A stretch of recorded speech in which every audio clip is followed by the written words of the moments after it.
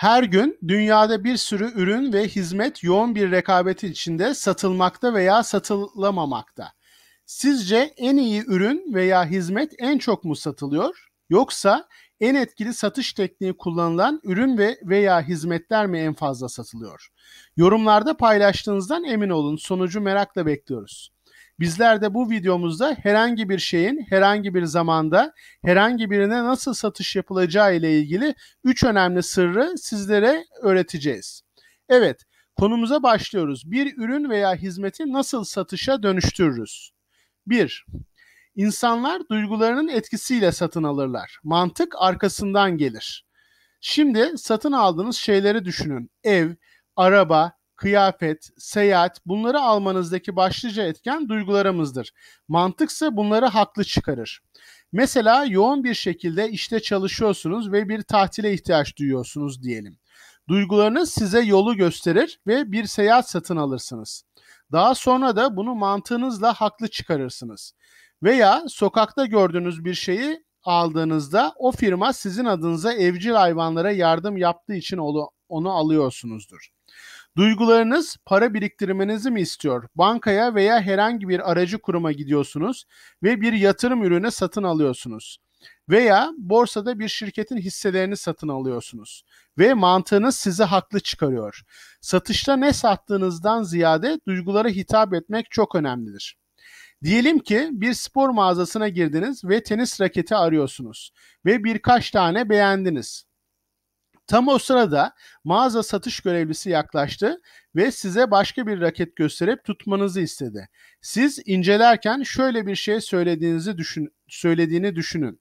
Bu raket Nadal'ın ATP şampiyonluğunda kullandığı üstün bir raket. Ne kadar hafif değil mi? Dediği anda duygularınız sizi Nadal'ın yerine götürür ve raketi alırsınız. Ama aslında duygu satın alıyorsunuz. O raketi aldığınızda tıpkı Nadal gibi oynamaya başlayacağınızı, oraya doğru gittiğinizi düşünüyorsunuz. Mantıken de bunu doğruluyorsunuz. Satışta sattığınız ürünün veya hizmetin işlevi, özelliklerinden ziyade insanların duygularına hitap ederseniz satışı kapatmayı başarırsınız. 2. İnsanlar sorunlarını çözmek için satın alırlar. Peki siz de satışlarınızda ürününüzle veya hizmetinizle insanların sorunlarını çözebiliyor musunuz? Ve bu sorunları çözmede ne kadar iyisiniz? İnsanların karşılaştığı sorunun detaylarını iyi bir şekilde anladınız mı? Ne kadarına çare olacaksınız veya tamamını çözebilecek misiniz? Satışlarda kazandığınız para insanların sorunlarını ne kadar iyi bir şekilde anladığınıza ve çözdüğünüze bağlıdır. Unutmayın ki birçok başarılı iş ve satış insanların sık karşılaştığı ve çözülmemiş problemlerin çözülmesiyle kurulmuştur. Henry Ford'un arabayı yapması, Elon Musk'ın PayPal'ı kurması, Jack Dorsey'in Twitter'ı kurması ve Phil Knight'ın Nike'ı kurması gibi bir sürü örnek verebiliriz. Phil Knight, Nike markasını kurduğunda Amerika'da Adidas dışında iyi bir spor ayakkabı üreten marka yoktu. Değişik modeller yapan bir marka yoktu. Nike buradaki sorunu çözerek satışlarını önemli ölçüde arttırdı, dünyaya açıldı ve bugün dünyanın en bilinir spor markalarından birini yaratmış oldu. Henry Ford da aynı şekilde at arabalarından bugün kullandığımız modern arabalara geçmemizde devir taşı olmuştur. İnsanların o gün için bir yerden bir yere ulaşmalarında daha rahat ve modern arabayı bularak insanların büyük bir sorununu çözmüştür. Ardından da devasa bir şirket yaratmıştır. Satış için ihtiyacı çözün. Böylelikle ilk başlarda rekabetten de kurtulacağınız için başarılı satışlar yaparsınız. 3.